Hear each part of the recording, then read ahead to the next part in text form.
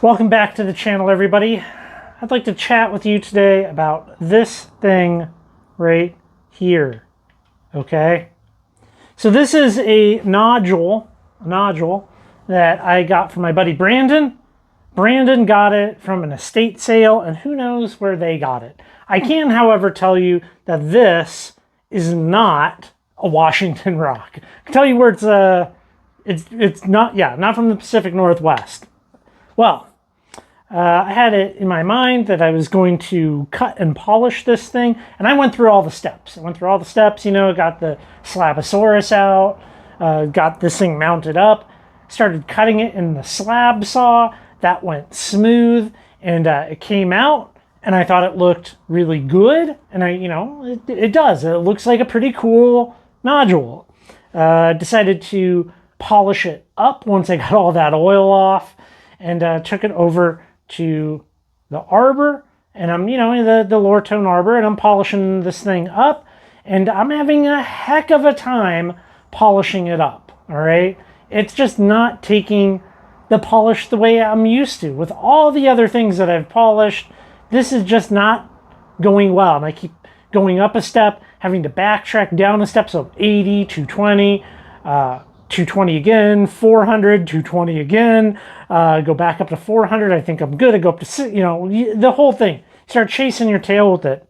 And I even took it over to the carpet wheel eventually. And, maybe I didn't have to do that. Maybe I should have learned my lesson that not all things are going to take that fantastic polish that you might want. And even with the best equipment, I think there's some things like this rock right here that when all is done, we have this kind of like almost like a matte finish on it. Like, now you should be looking out my window right there and seeing my neighbor's garage and an orange and yellow shop towel drying on my little garden fence, but it's not. It's so frustrating. It's so frustrating.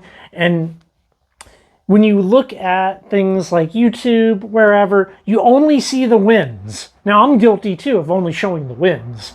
And not everything's going to take that beautiful, high gloss, ultra wet looking finish.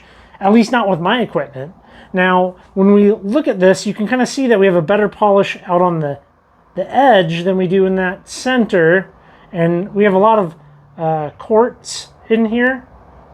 And I think what was happening is the quartz is popping out and dragging across. And it's dragging across, it's producing these streaks, and it's just not, it's so frustrating, not going well. And when we look at this in the sunlight, you can obviously see that there's a number of places that, with my diamond belts, my silicon carbide belts, whatever, it just was not taking a polish. So, yeah, I think it's maybe important to point out that just because you want to do something, just because you got all the equipment and you have I would say I have a moderate level of skill, doesn't mean it's all going to work out the way you want. Well, this definitely did not work out the way I want, but I still think it's kind of a neat nodule, although kind of not the best polish.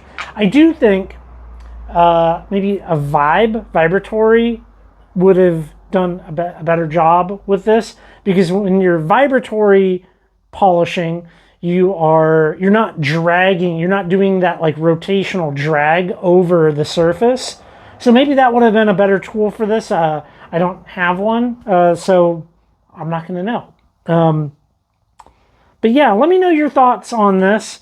If you polish rocks, do you come across stuff like this where maybe you've just determined that it's not worth your time, or you had a go at it and it just didn't work out for you? Because this didn't work out for me. I kind of almost wish I kept it just like a mystery nodule sitting out here in the shop. But yeah, let me know that down below. I'm curious. I can't be the only one that has experienced this, but you definitely don't see many people talking about it. Well, I know it's a short one. I just wanted to share this little, share my frustrating experience with other people.